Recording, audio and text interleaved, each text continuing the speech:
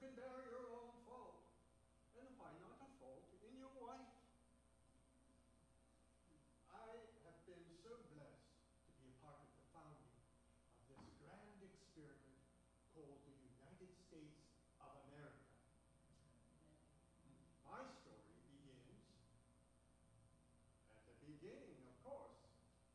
I was born in 1706 in what was at that time a colony of Great Britain. My birthplace was in the small but bustling seaport town of Boston, which at that time had a population of approximately 7,000 people. My father, Josiah Franklin, was a merchant, and my mother's name was Abiah. I was the youngest son of the youngest son, going back for 5 generations, and the 8th child of my mother's 10 children. Can you imagine what it would be like for one woman to cook, clean, and care for 10 children? Actually, by the time I was born, some of my siblings had already grown up and become tradesmen. That time, Boston was filled with merchants and tradesmen. My father was in the candle making and soap business, and he expected his son to follow in his footsteps. So, however, at an early age, he did notice some promise in me, actually much promise. And so he sent me to a special school so I could be a great preacher. Little did he know that that would not be my cup of tea, so to speak.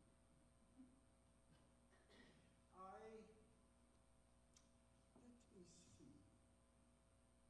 Did you do? I did well. Thank you, Deborah. Yes, I did do well in that 1 year of schooling. I excelled, actually. But my father decided the cost of schooling for that profession was too high. And perhaps my personality wasn't suited to be a great preacher. So he sent me to regular school for 2 years. But I did have time for swimming and playing with my friends. Oh, is that, dear, when you fashioned these wooden paddles? Ah, yes. Yes. I found I could swim much faster in the nearby pond using these swim paddles.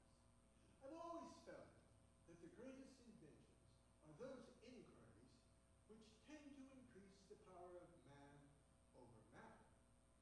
And I must say, they certainly did increase my power over water. With these and a kind of sandal I fashioned for my feet, I could traverse across the pond with ease.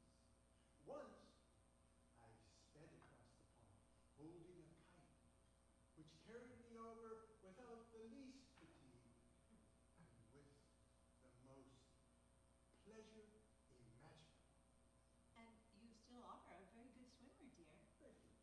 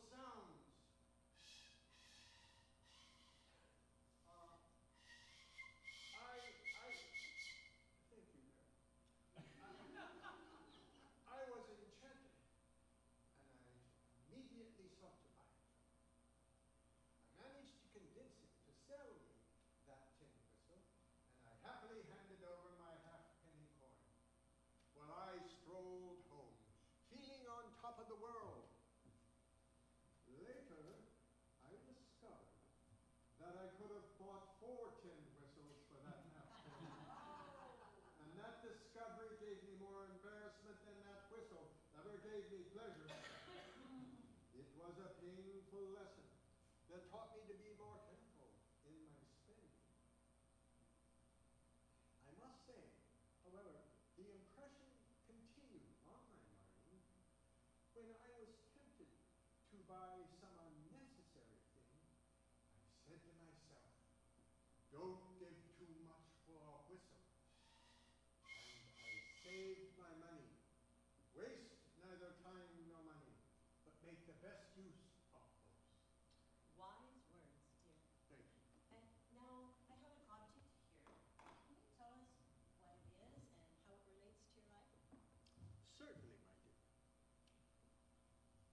Raise your hand if you can tell me what this is.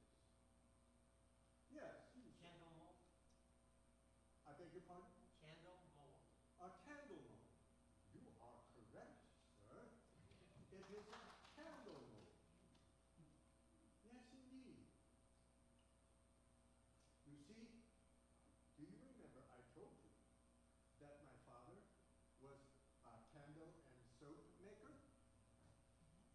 So when he took me out of school at the age of 10, he put me to good use in his workshop to help with the family business, making candles and soap. Now, my father supplied candles to all the night watchmen who patrolled the streets of Boston. I worked 12 hours a day, 6 days a week. How old are you, young sir? 7. 7. Now, can you imagine going to school at 7 in the morning and coming home 7 at night? Oh, I tell you, one day a week I would trudge through the streets with a wheelbarrow, and collecting beef and sheep fat from the various meat shops. Have you ever smelled spoiled meat or rancid fat? The other 5 days a week, I put the fat into large kettles, and I kept the fires lighted to cook the fat into tallow for making candles and soap. It was very hot and foul-smelling. I tell you, I could not get the smell out of my clothes. My other jobs were cutting wicks for candles, filling molds like these, and selling soap. We have here some fresh tallow for you to smell. Now, this is not as bad as the rancid fat my poor husband had to deal with, but if you are brave later, you could open the container and take a sniff.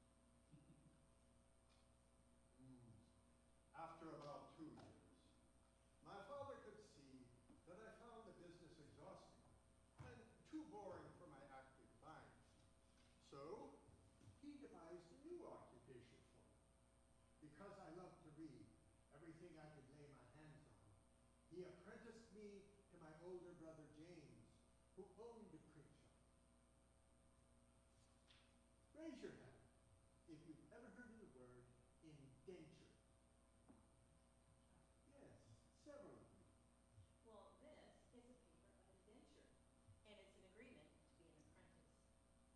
Originally, when the colonists began to come to America, some were very poor. So, in order to earn a living, they would agree to work for a farmer for a certain number of years.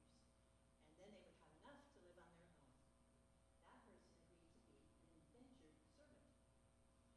So, both parties would sign a paper as a contract, and then they would tear it in half. And each person would keep a half.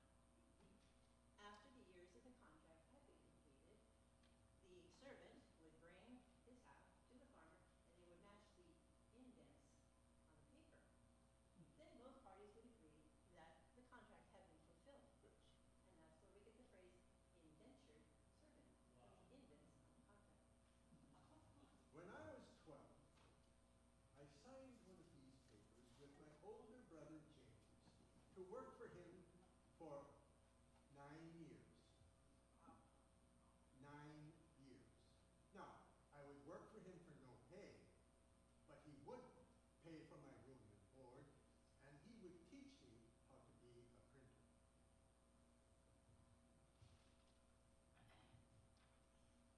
actually, my brother's paper printed letters from people in the town. Well, like this here, from a Mrs. Silence Dugan. Now raise your hand if you think that was her real name. Ah, Mrs. Silence Dugan? She seemed like a middle-aged widow with a goodwill towards all men, but a fierce enemy of unlimited government power.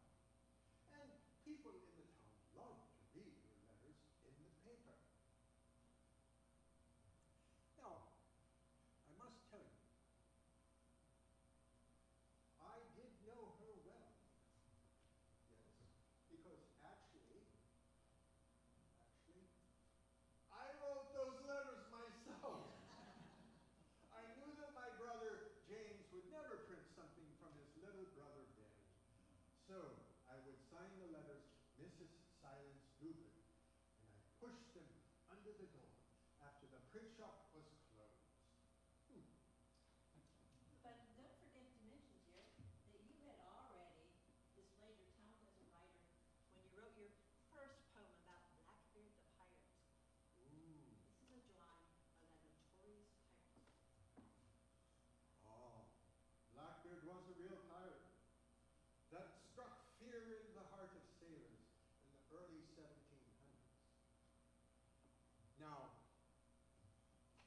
he not only would storm merchant ships with a silk sling over his shoulder and 6 pistols hanging from it, and to add to that terror, not only was he a tall man with a long black beard, but he would hang ropes with lighted fuses from his hat, and the smoke and the sparks would swirl around his face, making him look like a fury from hell. Goodness me. Ah, Dear, did they consider themselves compared to some historical figure? well, actually they did.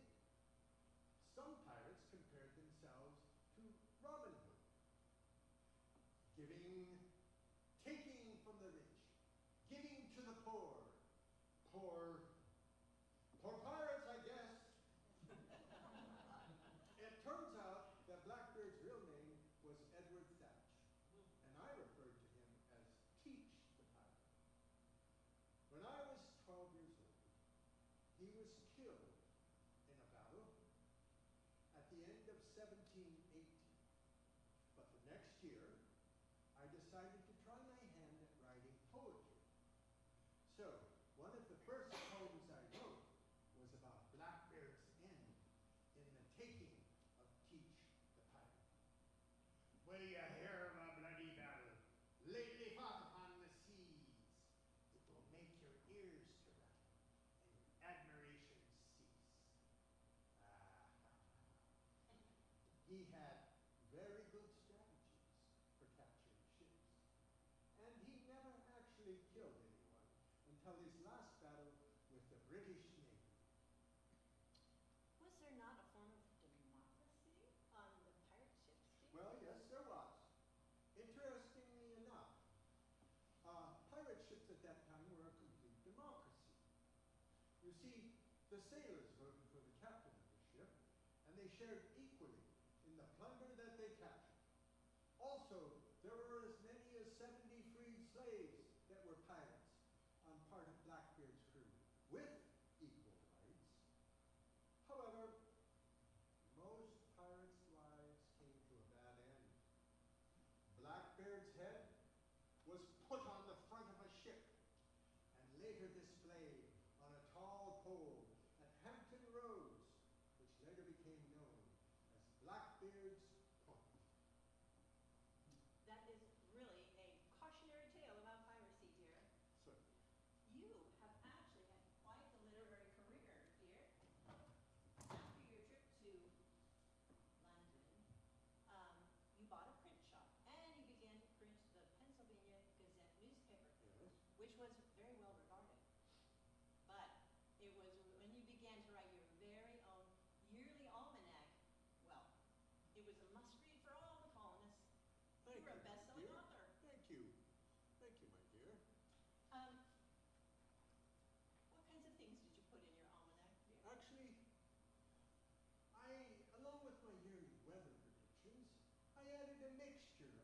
historical facts, poems and jokes, and other bits of information from daily life.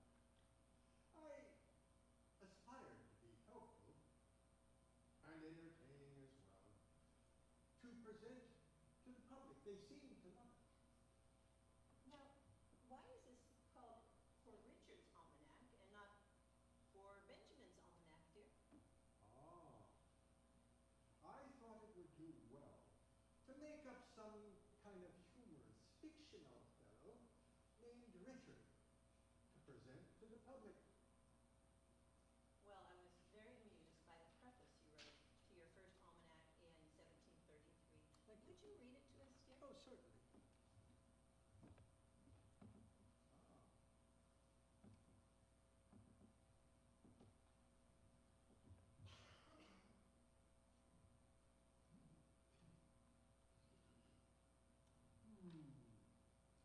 Courteous reader, as I sincerely hope they all were, I might in this place attempt to gain thy favor by declaring that I write almanacs with no other view than that of the public good.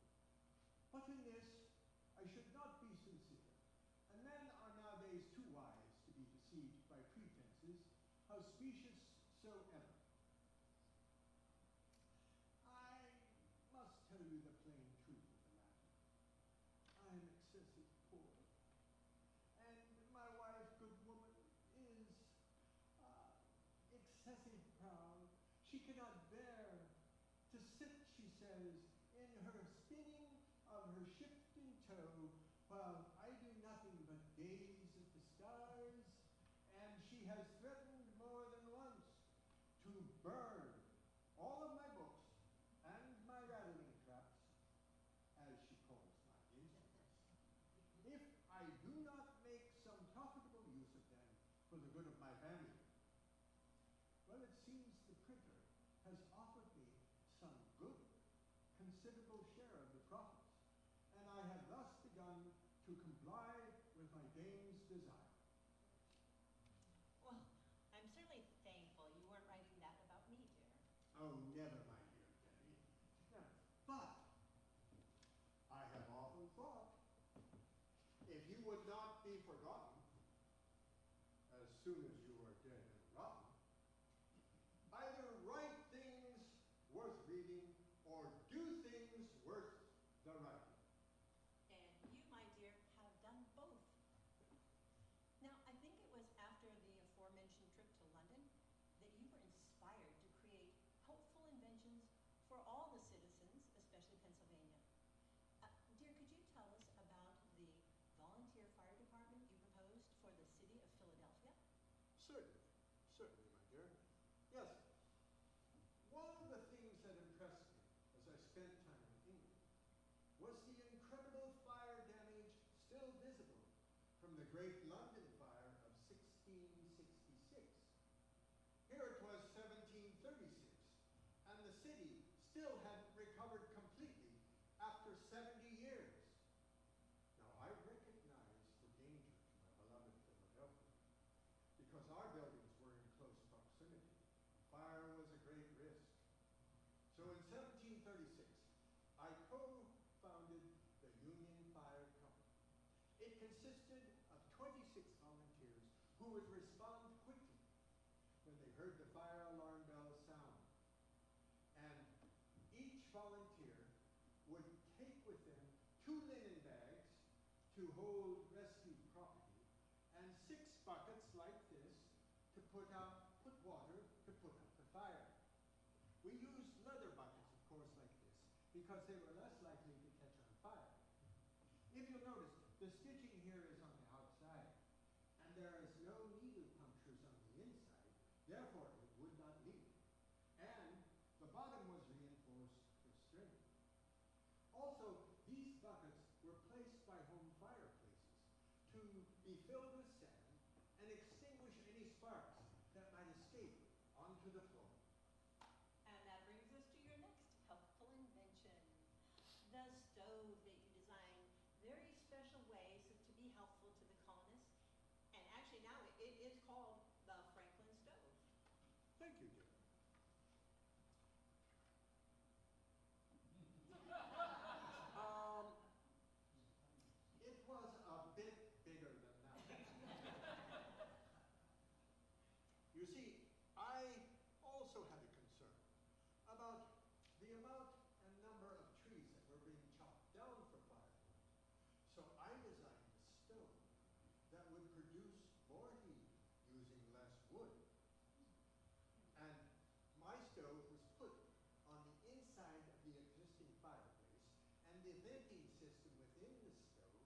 allowed heat to remain longer in the house, and housewives could cook on it as well. That was so convenient, dear. And always the scientist, you set your mind to inquiries even while traveling across the ocean. Yes, yes, I was very curious about this, about the time it took to travel to London versus the time it took to travel from London to the colonies. Now, sea captains refer to this phenomenon as the Gulf Stream. It seems that there is a river that runs like a current through the Atlantic Ocean.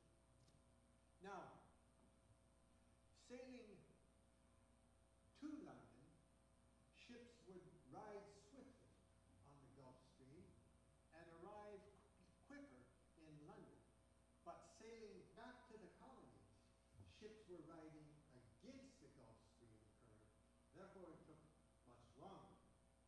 Now, in my calculations, however, during my travels, I developed a map of the Gulf Stream current that would help sailors in their future crossings. Well, dear, I think this is time to talk about what I believe is your most delightful invention. And it was due to your observations and curiosity during dinner parties. Sometimes guests, to amuse themselves, would make their wine glasses ring. Not long. Is there anyone who could quickly get me a little bit of water? Oh, perfect. Could you pour a little bit of me, please, sir? Thank you. Awesome. So let me show you, and you'll have a chance to try this yourself. If you lightly moisten a finger and then hold the bottom, gently circle the rim of a wine glass, you get a tone. Yes. And it was just so delightful and popular that you thought, perhaps I could make an instrument using this principle that would entertain people. Yes. And you did. You created the glass harmonica. Could you explain it to us, dear? Well, certainly. I realized that different sound was produced by the amount of wine in each glass. I also realized that different pitches could be made by changing the size of the goblets. So, I designed a series of glass bowls in graduated sizes placed on a horizontal spindle. Now, the spindle was turned by a foot pedal, and sound was produced by touching the rim of the glass bowl with water-moistened fingers. Let me show you how different size goblets can make a different sound. So we have this one here. This one has water. Let's see. This one.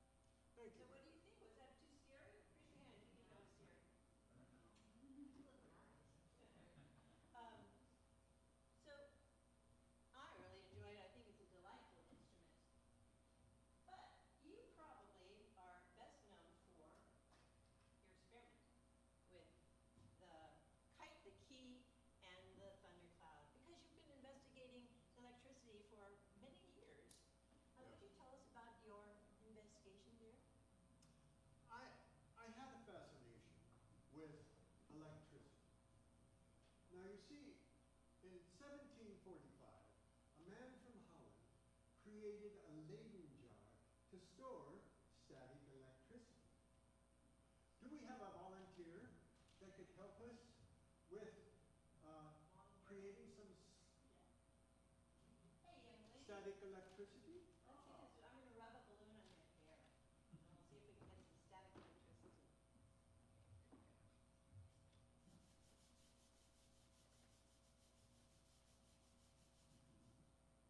Aha. Can you see how her hair clings to the balloon? That's because of static electricity. Ah, Thank you so much. very good, very good. Thank you. Now, as I said, the man from Holland had created a jar to store electricity. So, I once tried to cook a turkey using the stored electricity from that jar. And instead, I gave myself such a powerful shock that it almost killed me.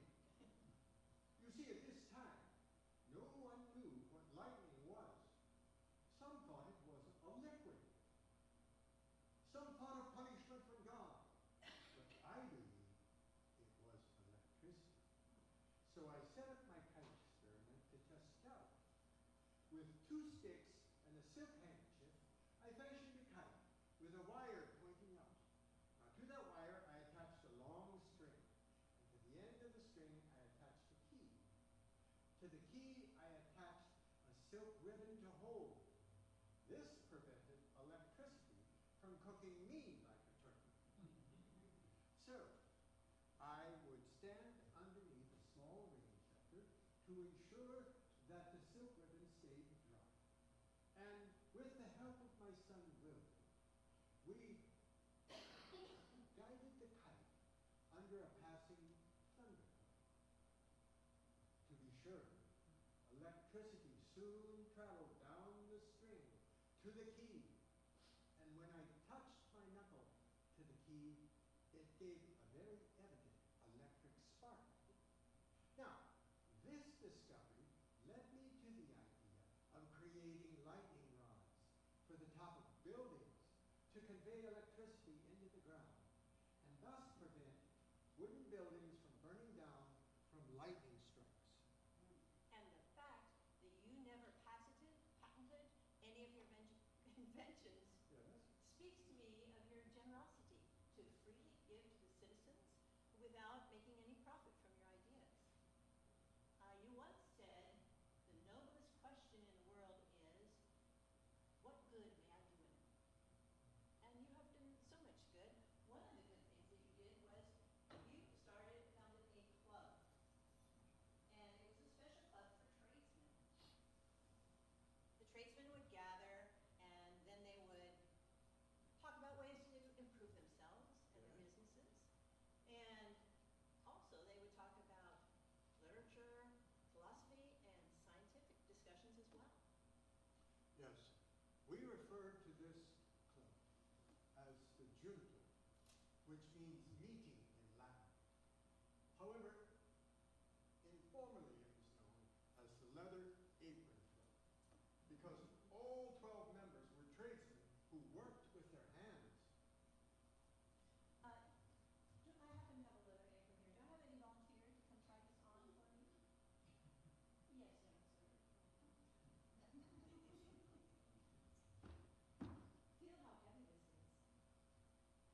It's not heavy. Well, compared to cloth, it's heavy. It's very thin.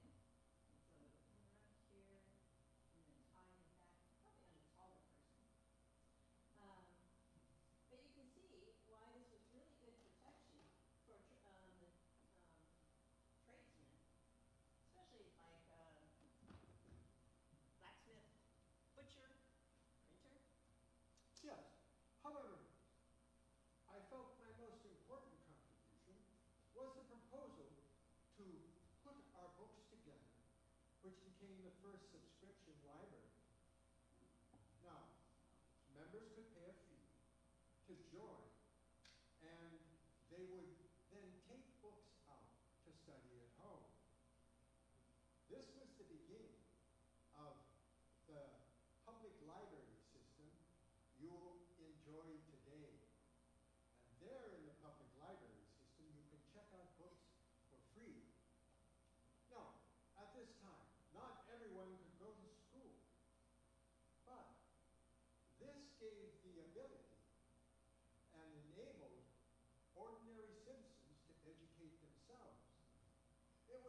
extraordinary opportunity which was not available to people in any other country. A wise man has said that an educated, enlightened, and informed population is one of the surest ways to ensure the promotion of a healthy democracy. And were you that wise man here? No, but I wish I were. And speaking of democracy, we certainly did succeed in creating a new, struggling, unique democratic republic, which was a form of government not known in any other part of the world. And you, my dear husband, were the only founding father who was privileged to sign all three of the founding documents for our nation. You signed the Declaration of Independence, you signed the Treaty of Paris, which ended the Revolutionary War, and you signed for the glorious Constitution of the United States of America. Yes, I was one of the committee of five that drafted the Declaration of Independence. Thomas Jefferson wrote the body of the Declaration, but I was one of the editors along with John Adams. Now, Thomas was not well pleased with some of my changes, but I had more experience and diplomatic skills that would help the Declaration express ideas that would unify the disparate colonies. Among one of those important changes was I changed, we hold these truths to be sacred and undeniable, to we hold these truths to be self-evident. And we concluded with this.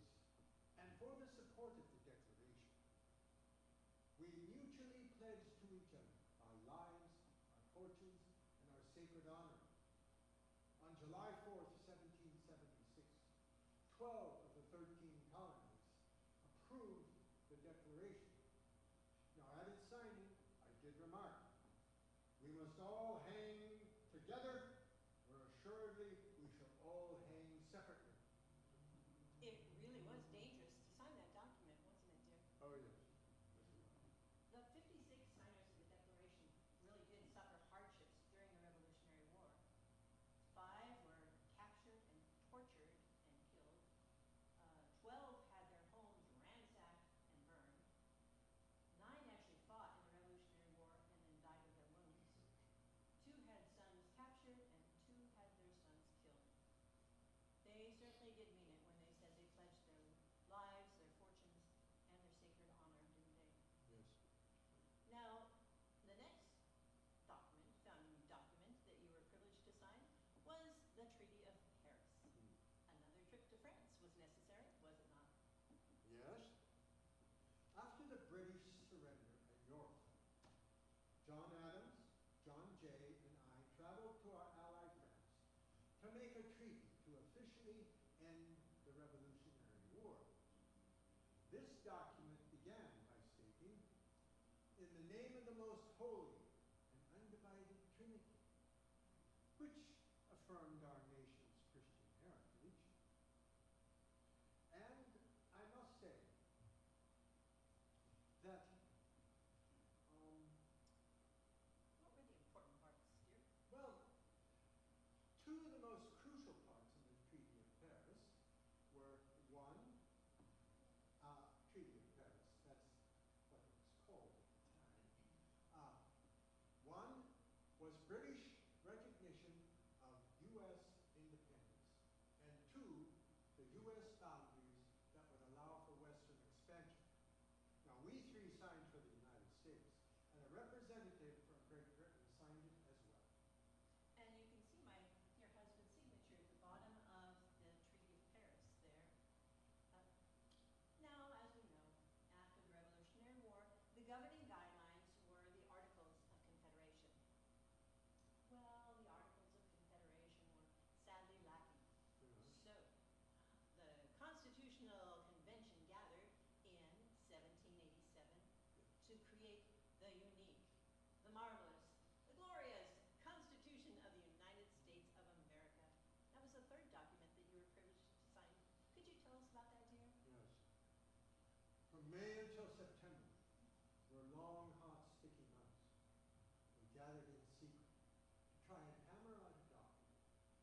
be fair to all the states, large and small. In June, after fierce arguments and debates, it seemed we were at a standstill on the verge of complete failure. At this time, I spoke up, and I reminded that during the Revolutionary War, that we humbly applied to the Father of Lights for our illumination and understandings. Now, furthermore, I must say, I have lived, sir, a long time, and the longer I live, the more convincing proofs I see of this truth, that God governs in the affairs of men. And if a sparrow cannot fall to the ground without his notice, is it probable an empire can rise without his aid? We have been assured, sir, in the sacred writings, except the Lord build a house, they labor in vain that build it. And I firmly believe this. And I also believe that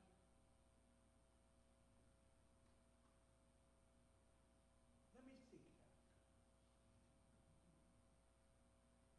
I also believe that prayers imploring the assistance of heaven and its blessings on our deliberations be held in this assembly every morning before we proceed to business. And one or more of the clergy of the city be requested to officiate in that service. Such an inspired idea, dear. And I remember that later Alexander Hamilton said that God had miraculously intervened on the nation's behalf. Now, at the end of the convention, I understand there was a lady who came up to you and asked, "Well, doctor, what have we got? A republic or a monarchy?" And what was your honest reply? A republic, if you can keep it. Only a virtuous people are capable of freedom. The U.S. Constitution doesn't guarantee happiness. Only the pursuit